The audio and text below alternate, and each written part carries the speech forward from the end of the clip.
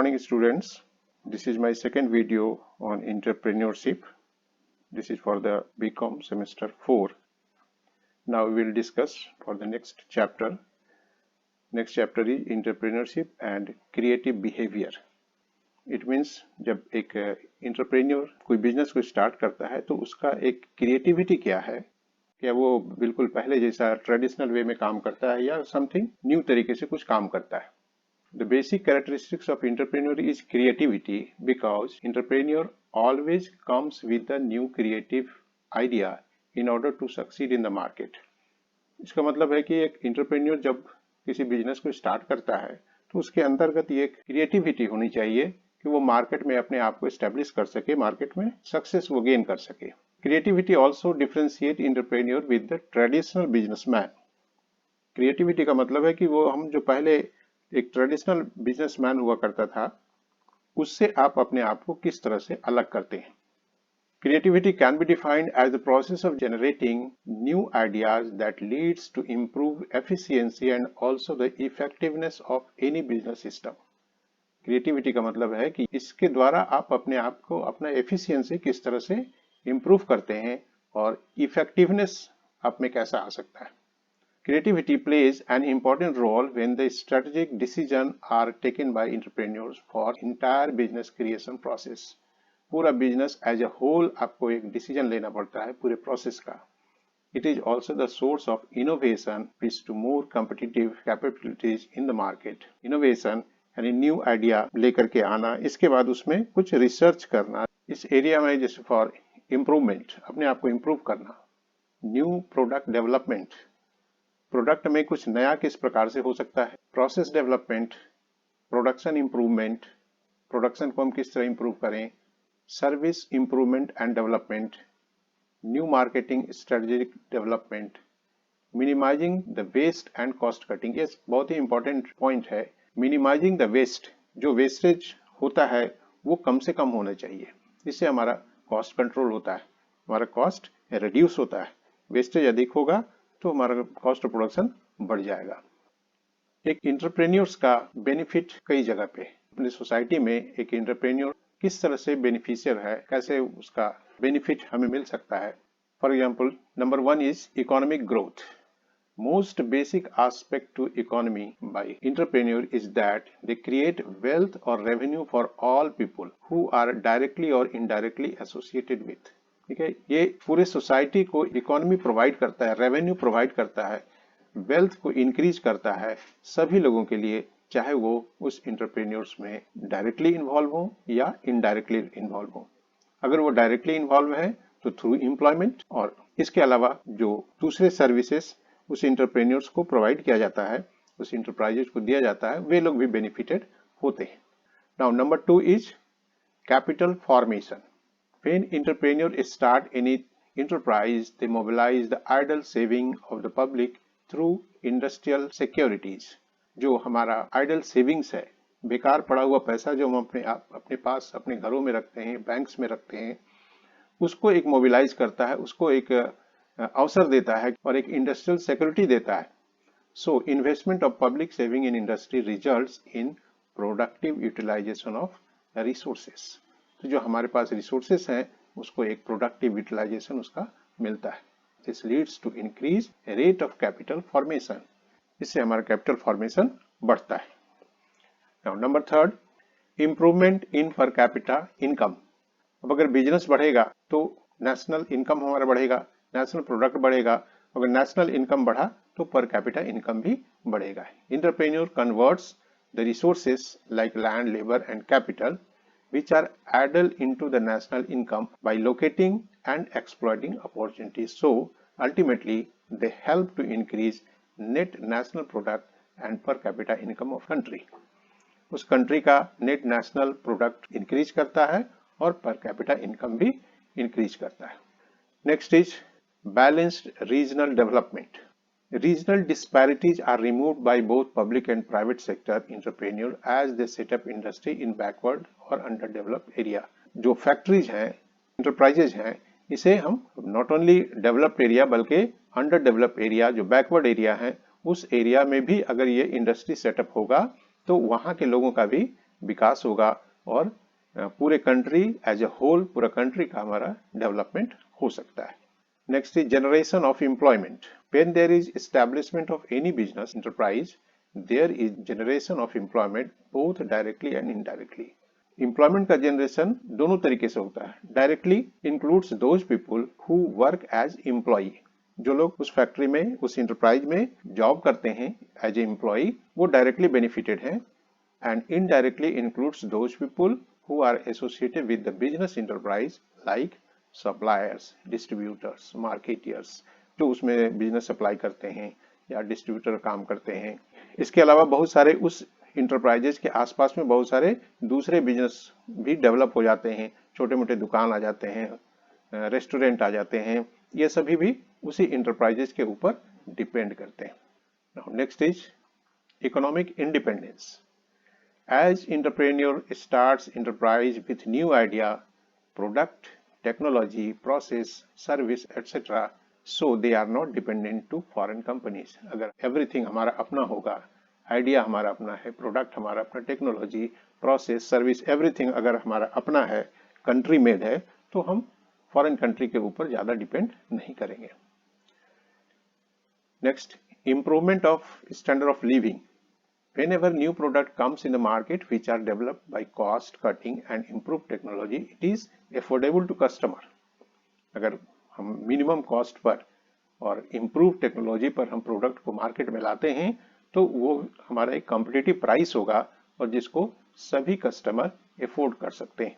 और दूसरे जो एक्सपेंसिव प्रोडक्ट हैं हम उसको छोड़ करके इस नए प्रोडक्ट के ऊपर आ सकते हैं। It helps to improve the standard of living of a common man. Next is innovation. It is well known fact that necessity is the mother of invention. ये सभी को पता है, जब हमें किसी चीज की आवश्यकता पड़ती है तो हम उसका आविष्कार भी करते हैं। Necessity is supported by needs of human being with respect to new products, services, process or technology. So most of the entrepreneurs enter market successfully due to innovation approach. तो innovation करने से ही हम मार्केट में inter कर पाते हैं। And the last is increased competition. For any economy and market, healthy competition is good thing for customers. एक healthy competition तो होना ही चाहिए मार्केट में। By healthy competition, companies are compelled to deliver a better quality of services in order to survive in the market.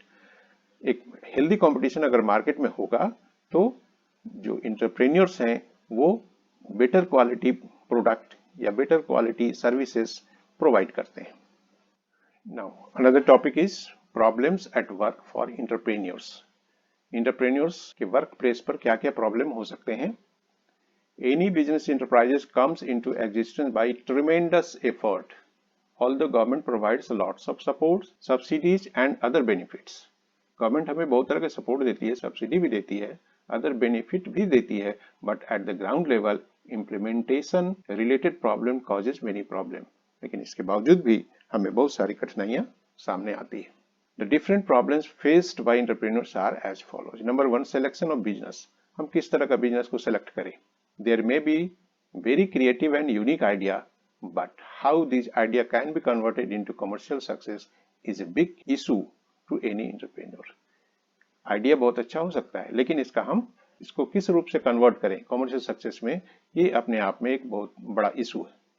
First of all, entrepreneur has to study the market to know whether the idea of product or services could be accepted by the market or not. सबसे पहले हमें एक market सर्वे करना होता है कि हमारा product को मार्केट एक्सेप्ट करेगा या नहीं। For this purpose, he has to determine demand and projected cost. हमें डिमांड को देखना पड़ता है और मेरा कॉस्ट क्या है। Secondly, choice of form of business. Business के डिफरेंट फॉर्म्स हैं, उसमें से हमें किसको चॉइस करना है। Number 1 is sole proprietorship, partnership, joint stock company, trust, private limited company. किसको हम सिलेक्ट करेंगे, ये हम अपनी कैपेबिलिटी पर देखते हैं कि हमें किस तरह का बिजनेस को सिलेक्ट करना है। हालांकि कुछ ऐसे बिजनेस सेक्टर हैं जैसे इंश्योरेंस, बैंकिंग, इसमें ये चॉइस नहीं है कि आप किसी भी फॉर्म को आप एक्सेप्ट करें। यहाँ पर सिर्फ ज्वाइंट स्टॉक कंपनी ही एप्लीकेबल है, आप उसको ज्वाइंट स्टॉक कंपनी के अंदर ही इंश्योरेंस और बैंकिंग सेक्टर को एस्टेब्लिश कर सकते हैं। लेकिन बाकी दूसरे जितने भी सेक्टर हैं उसको हम सोल प्रोप्राइटरशिप में भी कर सकते हैं, पार्टनरशिप, ज्वाइंट स्टॉक कंपनी या ट्रस्ट या प्राइवेट लिमिटेड कंपनी, किसी भी तरह से हम कर सकते हैं। Next problem is choice of location. अपने बिजनेस सेटअप को हम कहाँ रखें? This is also one of the area of problem. The problem of selecting the location is depending upon many factors like availability of raw material, वहां में raw material easily available होना चाहिए, transport, water, power supply, nearness of market and other infrastructures, ये सभी हमें उस areas में होने चाहिए। Next is financing. Financing can be compared by blood in a body. किसी बॉडी में ब्लड का जो पोजीशन है वही किसी बिजनेस में फाइनेंसिंग का पोजीशन है। बिना ब्लड का बॉडी को आप इमेजिन नहीं कर सकते, वैसा ही बिना फाइनेंसिंग का आप कोई भी बिजनेस, कोई भी इंटरप्राइज को इमेजिन नहीं कर सकते। Without which no business can run properly. Arranging financing always troubles the entrepreneur. First of all, capital which is required to start business and to buy fixed assets like land, building, machinery, raw material, packing material, etc. ये सब fix assets को purchase करने के लिए हमें capital चाहिए। Further finance is also needed to meet day to day expenses, जैसे salary payment करना है, इलेक्ट्रिसिटी चार्ज है या अदर जो भी एक्सपेंसेस है। Next, deciding the initial size of the unit. Starting के समय में हमारा यूनिट का साइज क्या होगा, ये भी एक अपने आप में इंपॉर्टेंट डिसीजन है। Size of the unit is also one of the important decision which is influenced by several factors like technical, financial and market consideration. Generally, entrepreneurs starts their operation on a small scale level, and when they feel that can market the product successfully, they expand gradually. पहले हम लोग थोड़े छोटे स्तर पर start करते हैं, small level पर स्टार्ट करते हैं, और जब लगता है कि हमारा प्रोडक्ट मार्केट में एक्सेप्ट हो गया, प्रोडक्ट हमारा सक्सेस हो गया, तो फिर ग्रेजुअली धीरे धीरे उसको हम लोग एक्सपैंड कर देते हैं। Problems regarding choice of machines and equipments, यानी किस तरह का मशीन हम लाएंगे, किस तरह का इक्विपमेंट लगाएंगे। This is also one of the problem like availability of funds. जिस तरह के फंड में जो हमें समस्या होती है, प्रॉब्लम होता है, ये मशीन और इक्विपमेंट्स के लिए भी सेम प्रॉब्लम है। The main emphasis should be placed on productivity, facilities of repairs, maintenance, availability of spare parts, after sale services given by supplier. इन सब चीजों को देखना पड़ता है कि उस मशीन का प्रोडक्टिविटी क्या है, रिपेयर्स होने के कितने चांसेस हैं। ऐसा नहीं कि कुछ स्मॉल प्रॉब्लम हो गया और पूरा मशीन बेकार हो गया। मेंटेनेंस कितना एक्सपेंसिव है, अवेलेबिलिटी ऑफ स्पेयर पार्ट्स, उसके स्पेयर पार्ट्स मार्केट में इजीली अवेलेबल हैं या नहीं है, एंड आफ्टर सेल सर्विसेज। ऐसा नहीं कि जो एक बार मशीन को हमने खरीद लिया और इसके बाद जो वेंडर है, बेचने वाला, वो उस मशीन पर कोई ध्यान नहीं देता हो। आफ्टर सेल सर्विस की क्या फैसिलिटी है वो देखना है। And the last is problem regarding suitable man power. हमारे पास जो मैन पावर है वो कितने पैशनेट हैं, यानी काम के प्रति कितना उनका लगाव है। Manpower expected by any entrepreneur must match to the passion and creativity. Skill and knowledge are developed through experience in same field as well as training and development programmes. एक ही चीज को बार बार अगर हम रिपीट करते हैं तो इससे हमारा एक्सपीरियंस बढ़ता है और समय समय पर ट्रेनिंग भी दिया जाता है। Sometimes entrepreneur provides training to selected employees so that they can work in organization as per expectation. उन्हें बेटर ट्रेनिंग दिया जाता है कि वो ऑर्गेनाइजेशन के लिए अच्छा काम करें। Now next topic is barriers, challenges to entrepreneurs. बहुत सारे बैरियर्स हैं, रास्ते में रुकावट हैं जिसे इंटरप्रेन्योर्स को फेस करना पड़ता है। Although government has full support for the development of entrepreneurs, in spite of that, entrepreneur development is found to be very slow. Government ने बहुत सारा support दिया है, लेकिन फिर भी हमारा development slow है। This happens due to various factors. Number one is environmental barriers. This includes lack of skilled labor. हमारे पास skilled labor की कमी हमेशा है। Next is non-availability of quality raw material. Quality raw material की कमी है। अगर रॉ मटेरियल का क्वालिटी अगर बेटर नहीं है तो हमारा कॉस्ट ऑफ प्रोडक्शन बढ़ जाएगा। Lack of infrastructure, lack of funds and lack of good machinery, तो ये सब चीज का हमारे पास कमी है। Second is personal barrier. Personal barrier के अंतर्गत आता है लैक ऑफ कॉन्फिडेंस। जो इंटरप्रेन्योर है या उसके जो एम्प्लॉयज हैं, अगर उनमें कॉन्फिडेंस की कमी होगी तो वो काम नहीं कर सकेंगे properly. Lack of motivation. At the same time जो अच्छे इंप्लॉई हैं, जो अच्छा काम देते हैं, मन लगा करके काम करते हैं और उनका रेट ऑफ प्रोडक्शन भी हाई है, तो उन्हें भी मोटिवेशन मिलना चाहिए, लेकिन कभी कभी इसकी कमी दिखाई देती है। अनविलिंगनेस टू इन्वेस्ट, इन्वेस्ट करने से लोग बचना चाहते हैं। And lack of patience, patience बहुत जरूरी है। ऐसा नहीं कि अभी हम बिजनेस स्टार्ट किया और तुरंत हमें उसका रिटर्न मिलना लगे। इनएबिलिटी टू ड्रीम, ड्रीम यानी आगे के बारे में सोचना, आगे स्वप्न देखना, ये भी एक जरूरी चीज है। And last is social barriers, this includes customs and tradition of the people. कुछ हमारे कस्टम्स है, ट्रेडिशन है जो हमें पीछे की ओर ले जाता है।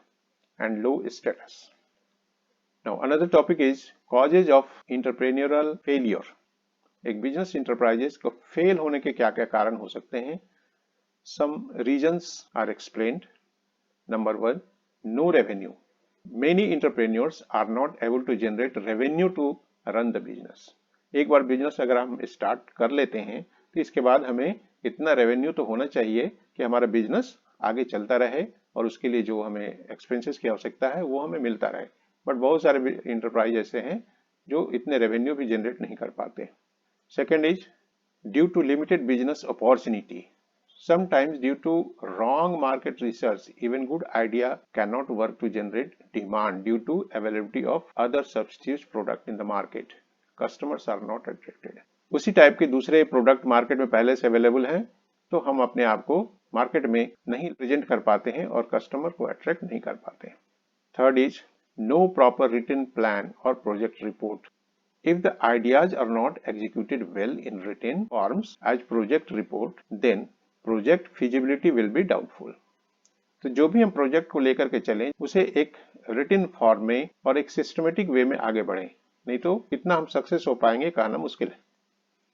Next is highly competitive market. Market हमारा हाईली कॉम्पिटिटिव है। Sometimes big competitors give discount so that new entrants would not survive.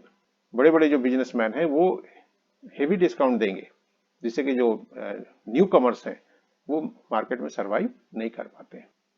Now next is inexperience team.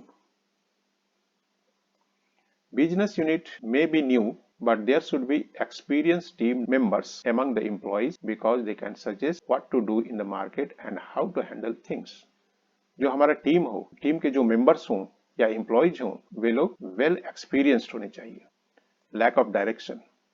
Starting a business is easy, but having clear goal and well created to achieve these goal are necessary. तो start करने के बाद हमारा जो गोल है वो fixed होना चाहिए और गोल को हमें अचीव करना है। Poor cost control. Cost control एक बहुत ही इंपॉर्टेंट थिंग्स है। कॉस्ट को हम कैसे कम से कम रखें सो दैट कि हमारा प्रॉफिट मार्जिन बढ़ता जाए। Poor product quality. हमारे बिजनेस का जो क्वालिटी है, प्रोडक्ट का क्वालिटी है, वो एप्रोप्रिएट क्वालिटी होना चाहिए। It will be refused by customers. अगर ऐसा नहीं होगा तो कस्टमर रिफ्यूज कर देंगे और मार्केट में उसका डिमांड खत्म हो जाएगा।